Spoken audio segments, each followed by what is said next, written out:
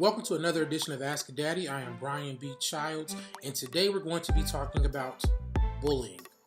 Now, just a little background. Maybe a week ago, on Facebook, I had a Facebook friend, and their children were dealing with an issue with the bully.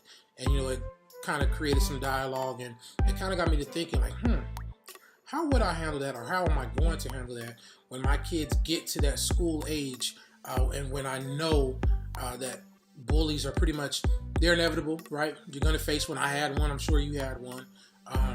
So what do I do to make sure that my children are ready? And I came up with these tips. Tip number 1, teach your children how to handle conflict. When there's a situation where there's a bully involved, obviously there's conflict. When I say teach your children how to handle conflict, I mean literally start working with them as early and as soon as possible with how to handle conflicts that they will face with their siblings, with you, with other people. Just start showing them how to handle conflict. You might give them the words that they can use how to resolve issues. This leads me right into tip number 2, and that's stop handling conflict for your children.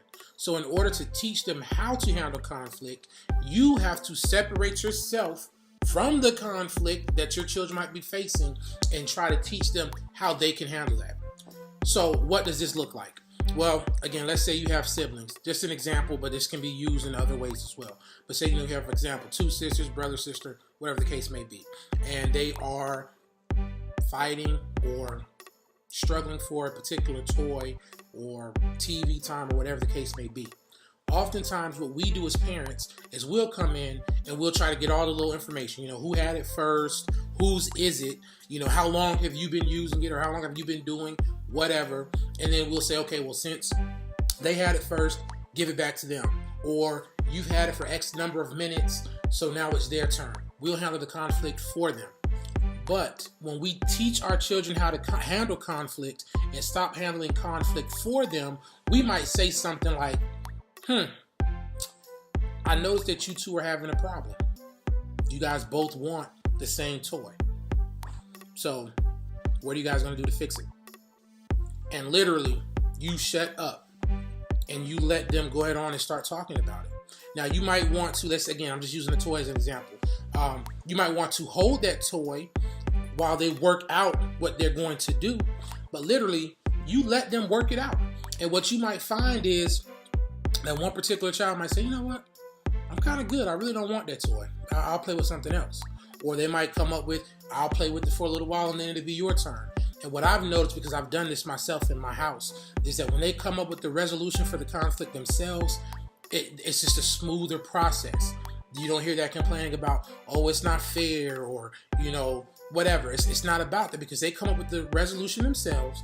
And then if need be, you can help step in and kind of maybe help give suggestions if they need them. But I'm telling you, you will be surprised at what your children will come up with if you stop handling the conflict and put it back on them and say, hey, so what do you think you should do?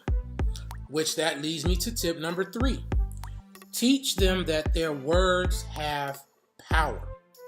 By teaching them how to handle conflict, and by you stepping back and letting them handle conflict on their own, you are kind of, as a default or a byproduct, you're teaching them that their words have power. And then you also want to explicitly say, hey, you want to make sure that you state that as well. Hey, your words have power.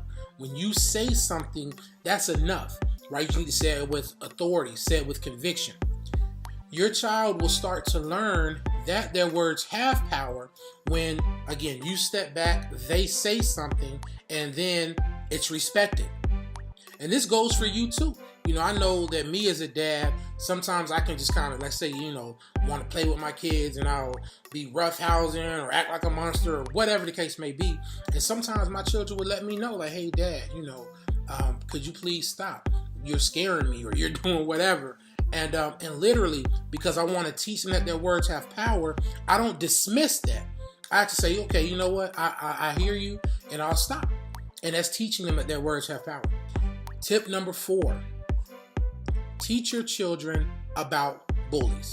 Like I said at the beginning of this video, pretty much everybody experiences a bully at some point in time in their lives. What we as parents often do though is, I don't think we like are cognizant. We don't really think about it. You don't sit around and think about, the day my child runs into a bully, right? We don't think about it. So I'm going ahead on and telling you now, plan for it. It's gonna happen, right? So plan for that day, plan for that time when your child runs into a bully.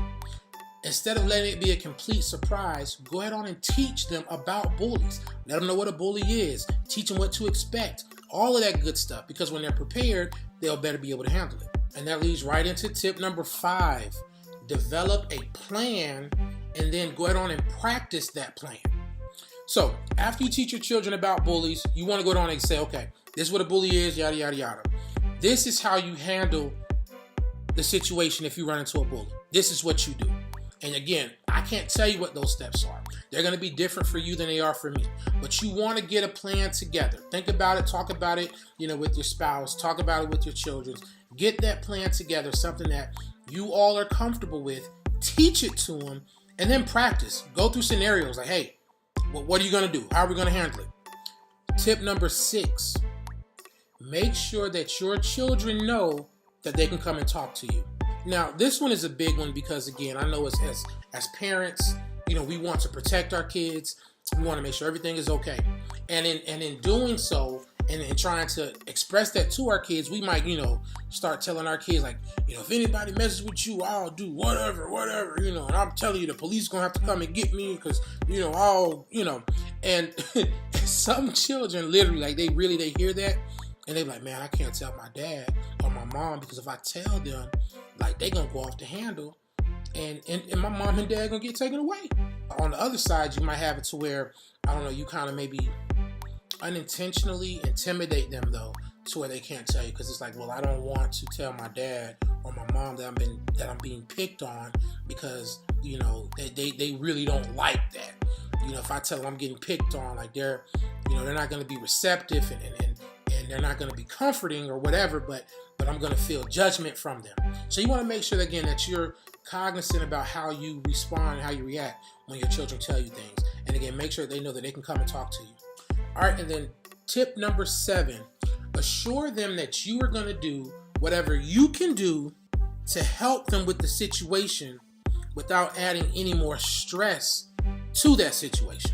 Now, this is an important one because, again, your child is not going to want to come and tell you, they're being bullied and all that good stuff if they think that you're going to go to the school, talk to the teacher in front of the class, make a big deal out of it. You know what I'm saying? And now when you're not there, they have to deal with the bully as well as teasing from other classmates or whatever the case may be. They're not going to want to come to you if they think that's what's going to happen. So again, you're going to want to make sure that you tell them, hey, make sure you come and talk to me. And, I will go about trying to find a resolution on my end. So if I do talk to your teacher, your teacher will definitely know that they're not to broadcast this to the classroom. If I do go and seek out the child's parent, it's definitely going to be one of those things where the child's parent of the bully or whatever knows that, I'm not trying to bring more hardship onto you. Make sure your children know that. Make sure that you let them know that you're going to try to handle it in the best way possible without adding stress to them. And then definitely go ahead on and do that. And I'm going to go ahead on and throw in a bonus tip. My bonus tip will be make sure that you are affirming your child. Oftentimes bullies pick on you for the way you look, the way you dress, maybe whether it's something academically, whatever the case is. They try to look for something that is unique about you, which is obviously actually could be a good thing, but a bully will take it and they will try to twist it and make you feel bad about it. So you as the parent, make sure that you're constantly affirming your child, letting them know that they are beautiful, they are handsome, they are smart, you know what I mean? The way they dress, is cool with you and all that good stuff. Make sure that they are being affirmed so that way when that bully comes and tries to shoot arrows at their confidence, they are already they're already on cloud 9. It's like, I know I'm cool. I know I'm good. You know what I mean? So that just kind of bounces right off of them. You want to do that as much as possible because that's going to give your child the best chance to resist those insults and criticisms from a bully. So those are my 7 tips plus bonus make sure you head over to Ask a Daddy and take a look so you can get them all in their entirety. I hope that helps you. I hope you find that useful. And remember, being a daddy ain't easy, but it is awesome. If you enjoyed that video, hit the like button. Also, don't forget to subscribe. And please make sure you visit my website at www.askadaddy.com. Peace.